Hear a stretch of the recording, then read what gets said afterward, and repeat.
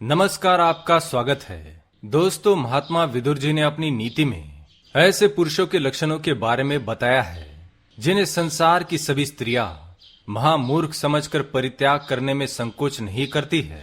विदुर जी ने अपनी नीतियों में कई प्रकार के पराक्रमी, महत्वाकांक्षी और बुद्धिमान व्यक्ति के लक्षणों के बारे में विस्तार से बताया है। साथ ही उन्होंने महामूर्ख व्यक्ति के लक्षण भी बताए हैं। विदुर जी के अनुसार ऐसा महामूर्ख व्यक्ति अपना जीवन स्वयं की मूर्खता के कारण ही बर्बाद कर देता है। इनका समाज में न तो कोई सम्मान करता है और न ही कोई इनकी बातों पर विश्वास करता है। ऐसे व्यक्ति का जीवन किसी पशु की तरह हो जाता है और अन्य लोग केवल इनका फायदा उठाते हैं। विदुर जी के अनुसार ये लोग मूर्खता की ऐसी हदें पार कर जाते हैं कि उनके घर की महिलाएं भी उन्हें धुतकारती है और उन्हें मूर्ख समझकर उनका अपमान करती है। ये लोग दूसरों से प्रशंसा पाने के उद्देश्य से कुछ ऐसे कार्य करते हैं जो कोई मूर्ख व्यक्ति ही कर सकता है।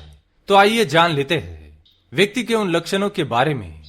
विदुर जी अपने श्लोक में कहते हैं, स्वमर्थम यह परित्यज्य परार्थ मनुतिष्ठति मिथ्या चरति मित्रार्थे यश्च मूढ़ः स उच्यते। सबसे पहली बात, स्त्रियों के कार्यों में दखल देना।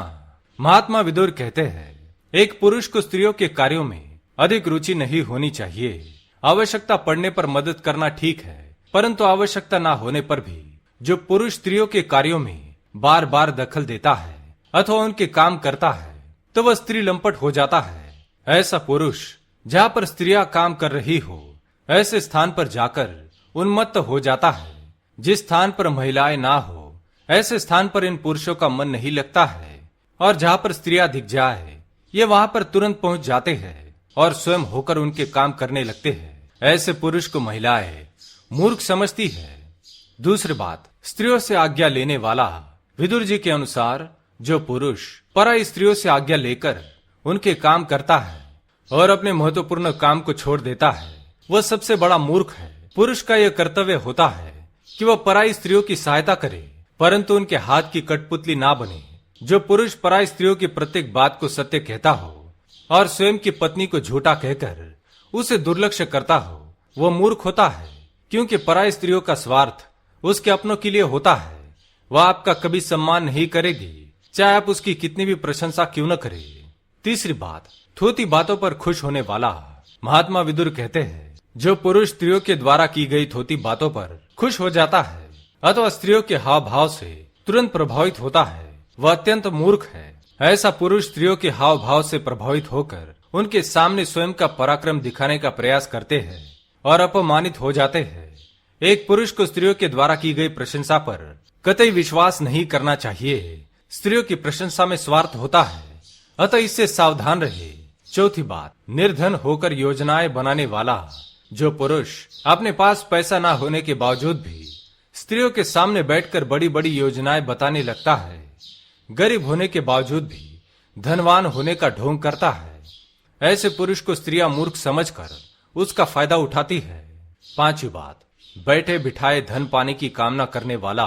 विदुर जी के अनुसार जो पुरुष कुछ भी कार्य ना करके बैठे बिठाए ही धन पाने की कामना करता हो और बड़े बड़े सपने देखता हो तो सारा संसार उसे मूर्ख समझता है। ऐसे लोग अपना जीवन केवल भाग्य के भरोसे छोड़ देते हैं और नष्ट हो जाते हैं। छठी बात, अकारण ही क्रोध करने वाला। जो व्यक्ति अकारण ही किसी बात पर क्रोध करता है ऐसे व्यक्ति का कोई भी इस्तेमाल कर सकता है।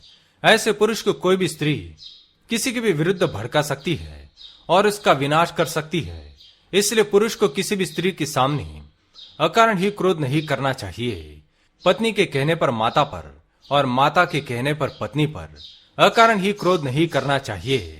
विदुर जी के अनुसार पुरुष का यह धर्म होता है कि वह कभी पराई स्त्रियों पर मोहित ना हो, अतः मोहित होने के बाद भी ऐसा कोई कार्य ना करे जिससे उसके सम्मान में कमी आए और समाज में उसके परिवार की बदनामी हो। क्योंकि कुछ स्त्रियां ऐसी होती है जो खुद के फायदे के लिए पुरुषों का इस्तेमाल करती है और उस पुरुष को इसकी भनक तक नहीं रहती और जब सब कुछ नष्ट हो जाता है तब पछताने के अलावा उसके पास कोई उपाय नहीं बच जाता है।